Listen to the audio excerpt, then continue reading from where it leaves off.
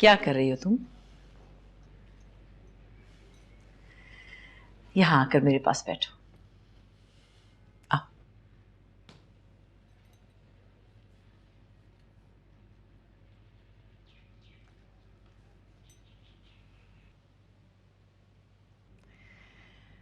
तुम्हारी शादी कर रही हूं मैं ज़ैन अली से।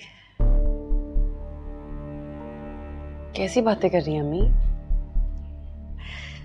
मजाक नहीं कर रही हूं। इतनी हैरान क्यों हो रही हो? कोई सुन लेगा तो क्या कहेगा अम्मी? सुन ले तो सुन ले। मैं किसी से डरती नहीं हूं। किसी बंद कमरे में नहीं हो रही तुम्हारी शादी।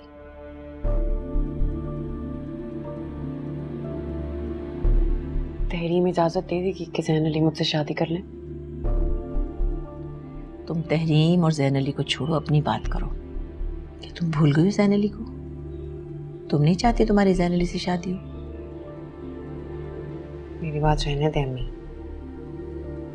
ज़ैन अली ने मुझसे शादी करनी होती तो पहले ही कर चुके होते। अब करना ही होगी उसे। तुम सब बातें भूल जाओ, बस ये याद रखो कि पहले ज़ैन अली तुम्हारा मंगेतर था, बाद में तहरीम ने उसे हासिल किया। और अब जब जिंदगी में तुम्हारी सबसे बड़ी ख्वाहिश पूरी होने वाली है तो तुम क्या बातें लेकर बैठ गई? खुद गर्ज नहीं हूं अम्मी मैं। बेटा, ये खुद गर्जी नहीं है।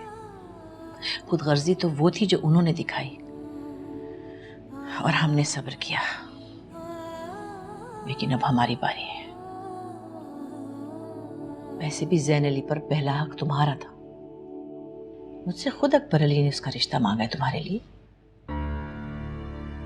और मैं इनकार नहीं कर सकी। और करती भी क्यों? बेटा, जिंदगी हर बार दूसरा मौका नहीं देती है। तुम तो इतनी खुशकिस्मत हो, तुम्हें अल्लाह ताला ने तुम्हारी ख्वाहिश पूरी करने का एक मौका और दिया है। वरना हर किसी को ऐसा मौका दोबारा नहीं मिलता।